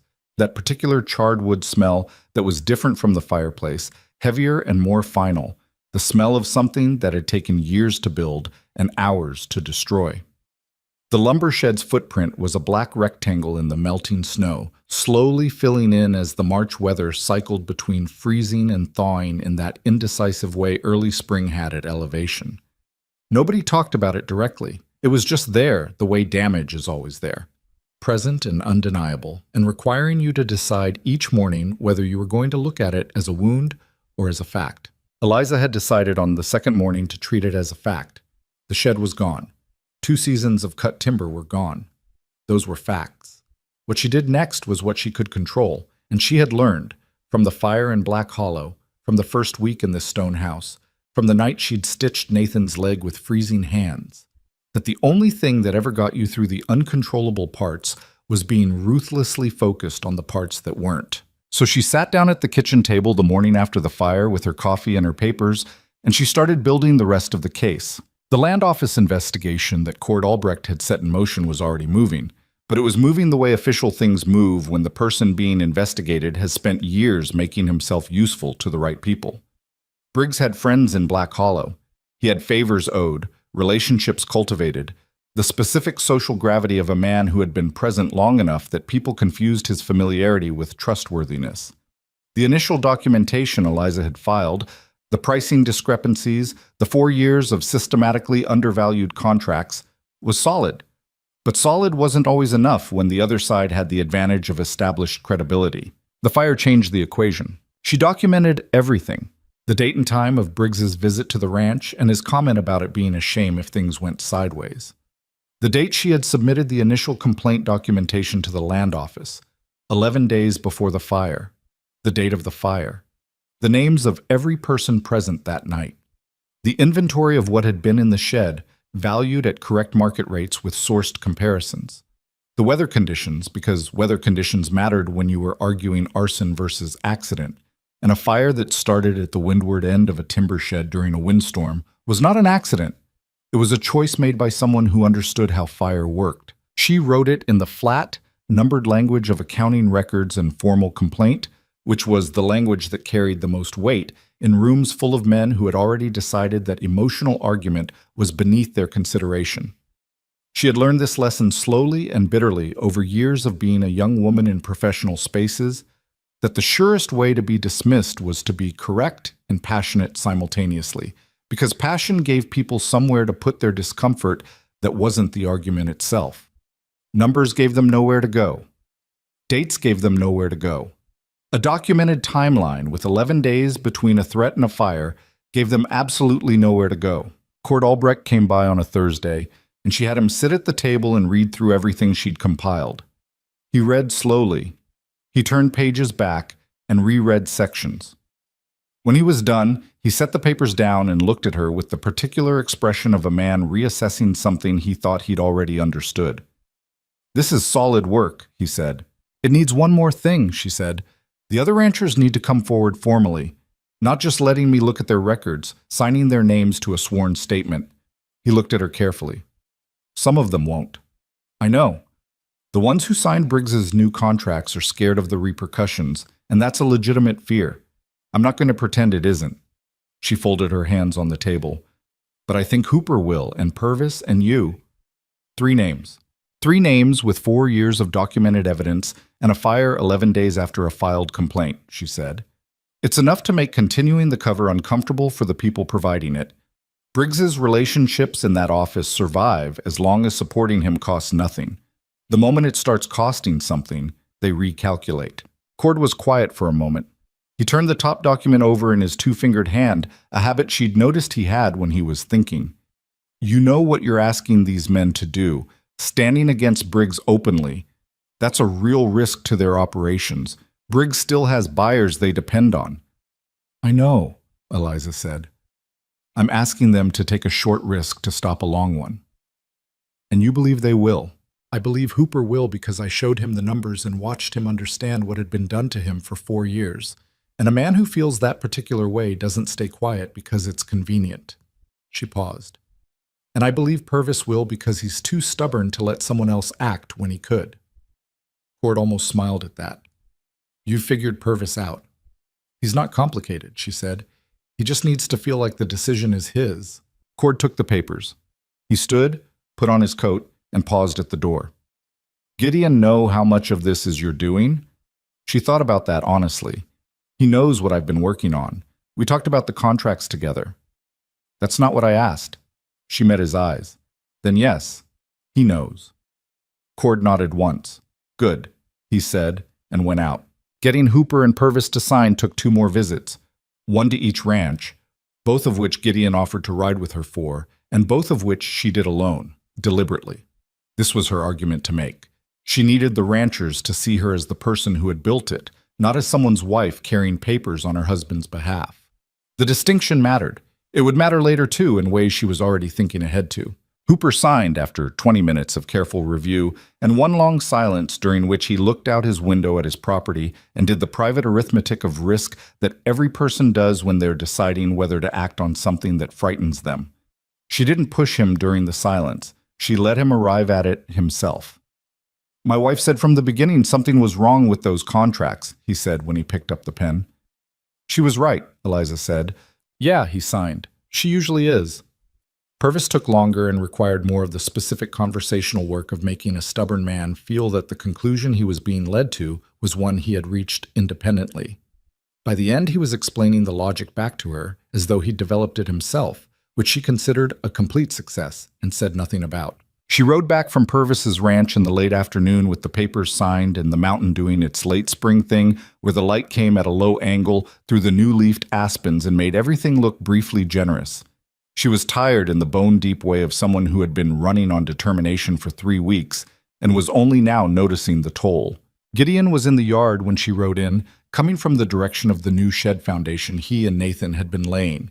He had stone dust on his coat and his hands. He watched her dismount and tie the horse with the patient, observant attention he gave everything. "Done?" he asked. "Done," she said. "Hooper and Purvis both signed." He looked at her for a moment. "You went alone?" "Yes." He didn't argue with it. That was one of the things about him she had come to appreciate in the particular way you appreciate things that cost the other person something. He had opinions about her going to 2 ranches alone in the early spring mud, and he held them privately and let her do the work she needed to do. That kind of restraint, she knew, wasn't nothing. For a man like Gideon, it was closer to everything. "Cord takes it in tomorrow," she said. He nodded. He held the horse while she unsaddled. That was all. The formal investigation opened in mid-April. Eliza did not attend the proceedings. She was not invited, and her presence would have given Briggs's people something to make an argument about, and she had not built this case carefully for 3 months to hand them a distraction. She sent the documents in with Cord. She stayed on the mountain and taught Eli his letters, and helped Nathan with the shed foundation and made dinner and waited. Waiting was its own discipline.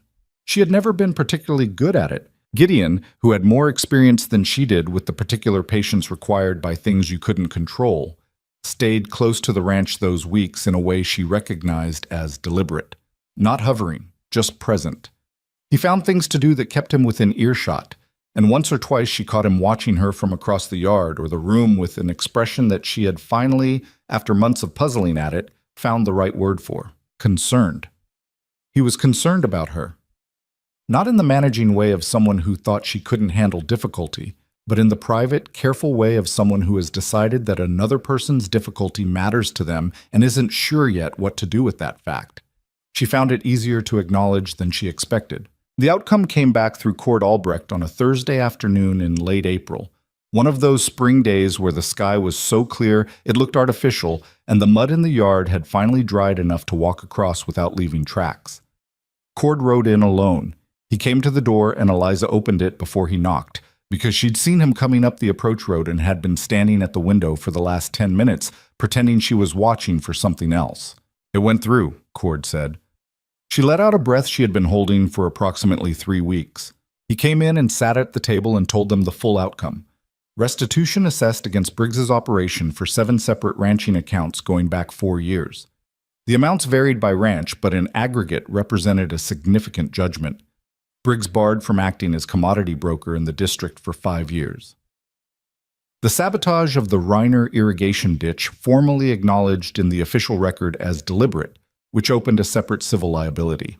"He's fighting the restitution order," Cord said. "His lawyer is already filing objections." "He'll lose," Eliza said. Cord looked at her. "You sound sure." "The documentation is airtight. Every objection his lawyer files will require engaging with the specific numbers, and the specific numbers are correct."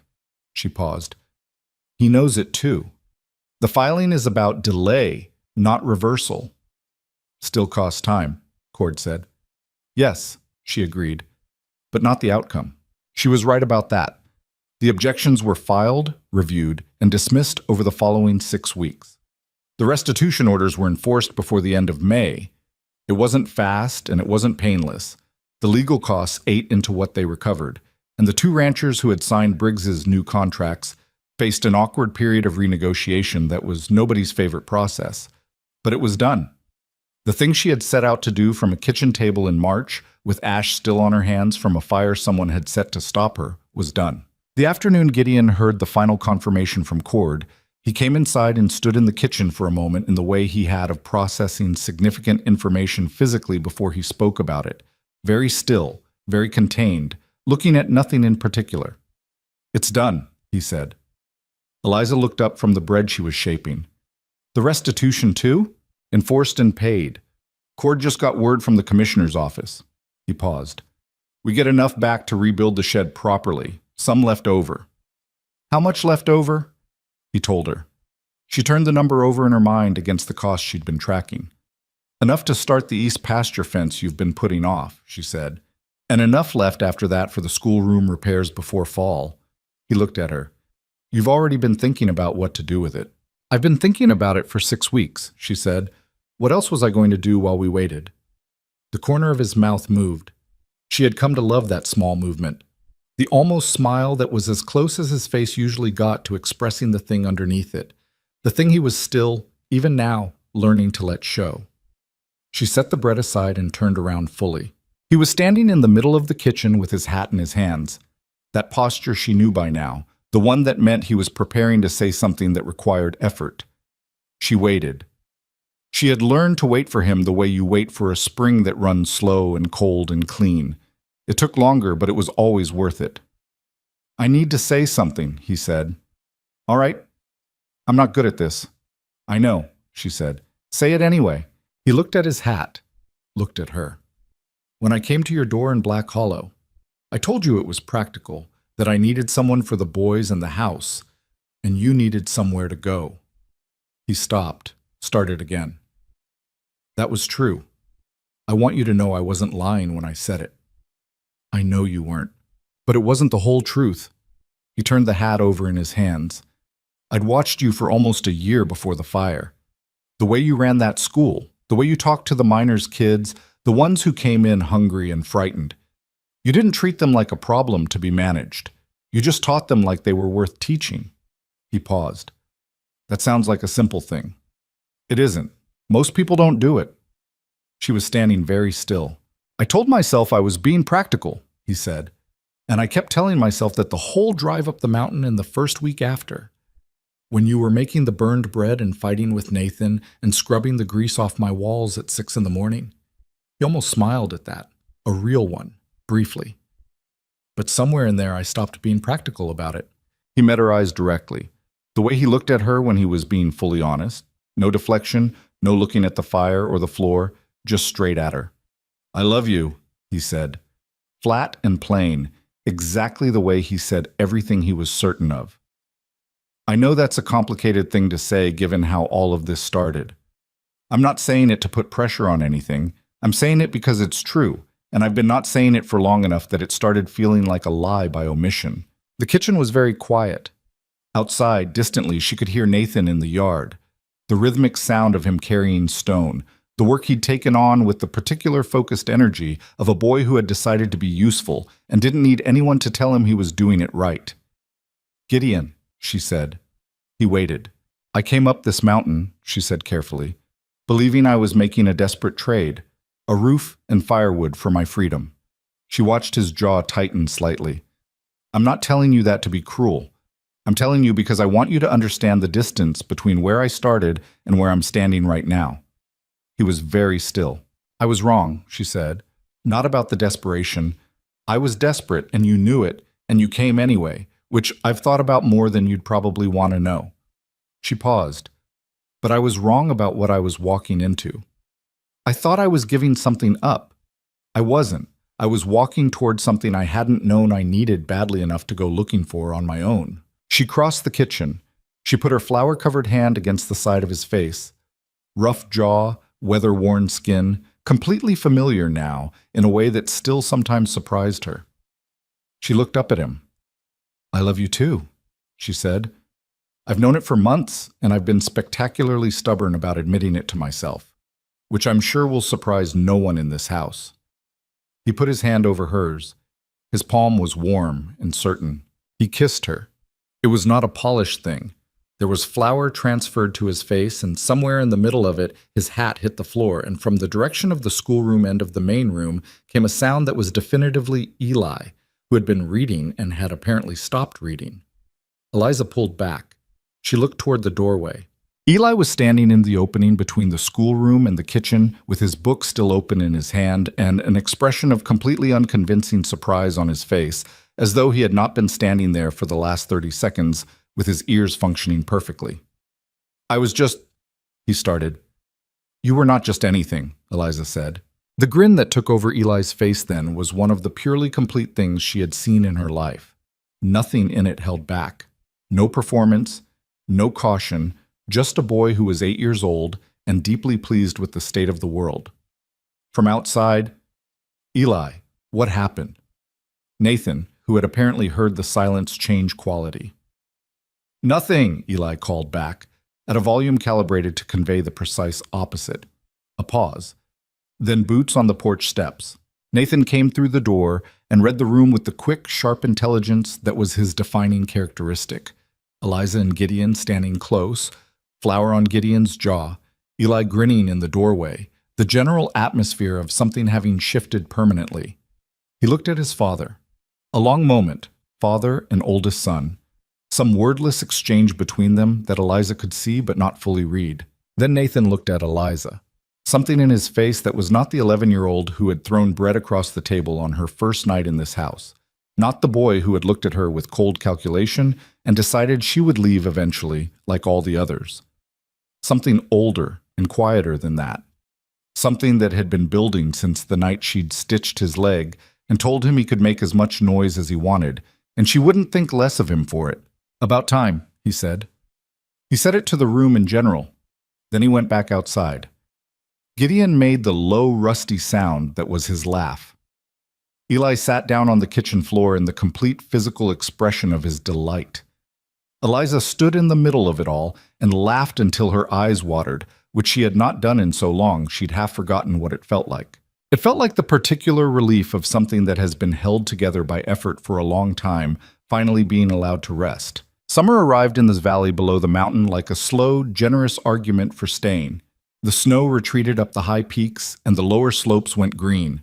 Not the tentative gray-green of late spring, but the full, committed green of a place that had made a decision. The creek ran fast with snowmelt, and the horses stood in the pasture in the long evening light, and the days grew long enough that Eli sometimes fell asleep at the dinner table before dark, because he'd spent 12 hours outside and had nothing left. The lumber shed went up properly this time. Stone foundation, right spacing for the drying bays. The design Gideon had been meaning to build for years and had finally built because there was no longer the old version to make it unnecessary. Nathan carried stone for 3 weeks and complained about it exactly twice, both times into the middle distance rather than at anyone in particular, which was his version of venting without escalation. Cord Albrecht sent 2 ranch hands for the heavy framing work, no explanation offered and none asked for. That was how things worked on the mountain. The help arrived when you needed it, and the accounting happened in kind over the following years in ways nobody kept formal track of. Eliza watched the shed go up from the kitchen window while she was teaching, and thought about the other shed, the one that had burned, the one she'd stood in the yard and watched burn with Eli's small burned hand in hers, and felt the specific complicated emotion of watching something be rebuilt. It wasn't the same.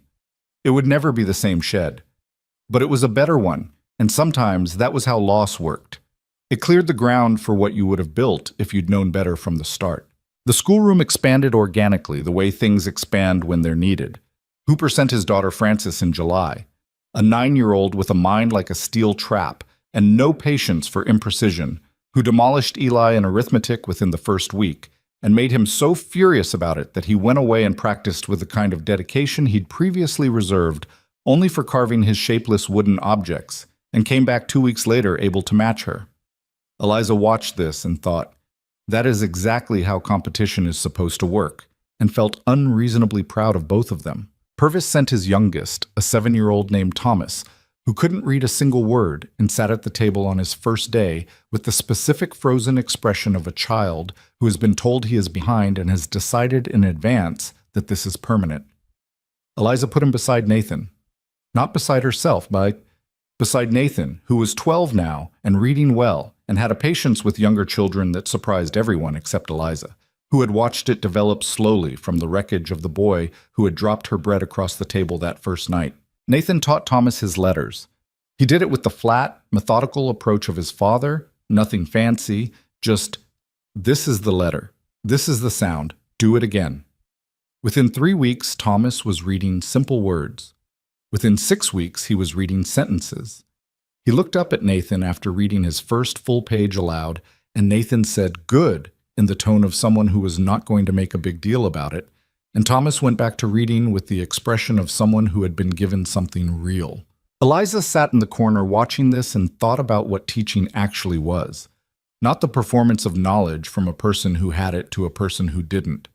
Something more like the careful transfer of belief, the belief that the thing you were trying to learn was learnable, that the gap between where you were and where you needed to be was crossable, that the person across from you thought you were worth the effort of crossing it. That was the whole mechanism. Everything else was just method. Nathan had learned that from somewhere. She thought she knew where. On an evening in July, with the sky still fully light at 8 and the air warm for the first time without qualification, Gideon found her on the porch with her tea going cold in her hand and the far ridge going purple in the late light. He sat down beside her, close enough. The way they sat now, the specific proximity of people who have stopped negotiating the distance between them. "You're quiet," he said. "I think sometimes." "You think constantly," he said. "Tonight's different." She turned that over. He was right, as he usually was about her, which she had stopped finding unsettling and started finding something she didn't have a clean word for. Seen, maybe. The feeling of being seen accurately by someone who is not trying to see you in any particular way. "I was thinking about Black Hollow," she said, "the night after the schoolhouse burned. Sitting in my room doing the arithmetic on how long I had before I ran out of money." He was quiet, listening. "I was so frightened," she said, "not of freezing or starving exactly, though those were real. More frightened of disappearing, of being a person the world stopped having use for." She paused. "A woman alone with no position and no claim on anything. I'd built that school from nothing, and it was gone in one night, and suddenly I couldn't see what I was for. And then someone knocked on your door," he said. There was something careful in his voice, not quite apology, but in that direction. "And then someone knocked on my door," she agreed, "and offered me something that looked nothing like what I would have chosen." She glanced at him sideways. "You were not what I would have chosen, if I'm being honest. I know that. You were large and silent, and your house was a disaster, and your children wanted me dead. To be fair, Nathan didn't want you dead. He just wanted you gone." The distinction wasn't very comforting at the time. He made the small sound that meant he was suppressing a smile. She had cataloged all his sounds by now. This one, and the actual laugh that still came out rusty and surprised, and the short exhale that meant he was frustrated, and the way his breathing changed when he was worried about something and didn't want to say so. "The thing I keep coming back to," she said, "is how close I came to saying no. Standing in that room the night before dawn, I almost didn't come to the livery." She looked at the valley below them, the long shadows of the summer evening falling across the green. "I had a whole argument prepared for staying, for finding another way." "What changed your mind?" She thought about it honestly. "I couldn't finish the sentence," she said. "I'll stay and—" I couldn't say what came next. Every version of staying led somewhere I couldn't see a way through. She paused. "And the version with you at least had a road, even if I couldn't see where it went." He took her hand, the simple direct motion of a man who has stopped overthinking the things he wants to do. His thumb moved across her knuckles. That small motion that had become, without either of them naming it, the gesture that meant, "I'm here, I know you're there, that's enough." "I want to tell you something," he said. She waited. "Clara, when she was dying, she made me promise to keep the boys here, on the mountain, said she didn't want them growing up somewhere smaller." He paused. "I kept that promise. But there were years when I thought it was the only thing I was doing right, keeping them fed and kept and on the land she wanted for them. That was the whole inventory." She didn't say anything. She held his hand and let him say it. "You didn't save them," he said. "I know that's probably what it looks like from the outside, and I know some people in the valley probably think that's what happened. The schoolteacher came up and fixed the Vale household." His voice had a dry edge on the word fixed. "But that's not what you did. Nathan saved himself. Eli was always going to be fine. He just needed time." He paused. "What you did was make it possible for me to see them clearly again, because I had something other than the weight of it taking up all the space." Eliza felt the truth of that land somewhere deep and careful inside her. "We did it together," she said finally. "Yes," he agreed. "We did." From inside the house, she could hear the boys, Eli's voice and Nathan's answering, some low argument about something trivial, the kind brothers have, because arguing is also a language of closeness. The fire was going despite the warmth of the evening because Eli insisted on it, and nobody had strong enough feelings against it to argue. The terrible carved sparrow, still on the shelf above the fireplace, she had refused every offer to replace it with something better, caught the firelight through the window. She thought about the woman she'd been in that Black Hollow boarding house room, doing the arithmetic of her own diminishment. She thought about the 37 cents, and the burnt bread, and the iron skillet, and the way it had felt to haul water with bleeding hands in the dark of a mountain winter, certain every morning that she was one wrong move from catastrophe. She thought about what it had cost and what it had made. The thing nobody tells you about the life you end up with instead of the life you planned is that you can't evaluate it against the plan. The plan is gone. The comparison is useless. The only honest question is whether the life in front of you, the actual life, with its ash smell and its difficult children and its man who says I love you like he's reporting the weather, whether that life is one you can stand in without flinching. She could stand in this one without flinching. More than that, she could stand in it and look outward at the valley and the mountain and the schoolroom with the chalk marks on the wall and feel the specific satisfaction of something built from genuine material, not inherited, not fallen into. Built, piece by stubborn piece, from what was available and what was true. The last light left the ridge. The stars came in slowly, the way they did at this elevation. Not all at once, but in sequence. The bright ones first and then the rest filling in behind them until the sky was full. Gideon's hand was warm in hers. Behind them, through the stone walls, the house held its warmth and its noise and its ordinary life. Tomorrow Nathan would finish the shed foundation and Eli would lose a spelling match to Francis and ask for a rematch and get one. There would be bread to make and water to haul and lessons to plan and accounts to keep. The mountain would do what it did, indifferent and enormous and occasionally brutal, requiring of everyone who lived on it a standard of honest effort it didn't negotiate. She had arrived here with 37 cents and a burned-down past and a fear she'd never told anyone the full shape of. She was leaving neither of those things behind. You didn't leave things like that behind. They became part of the material you were made of. But she was carrying them differently now, lighter, purposeful. Gideon leaned slightly toward her. Not much, just enough. She leaned back. The mountain above them was dark and very quiet, the way it got at night when it stopped asking anything of the people on it and simply was. Patient and permanent and utterly unconcerned with the small human dramas playing out at its feet. But the light in the windows was warm, and that, she thought, was the whole story. Not the fire, or the fraud, or the long, hard winter. Not the woman who arrived desperate, and the man who came to her door with a proposition instead of comfort. Those were the conditions. The story was the light in the windows, the thing that existed now because two imperfect people and two difficult children had decided, each in their own time and in their own way, that building something together was worth the cost of it. She had been looking, without knowing it, for a place that asked the same things of her that she asked of herself. Honesty, effort, the willingness to stay. She had found it on a mountain she'd climbed out of desperation and stayed on out of choice. That was enough. That was, in the end, everything that mattered.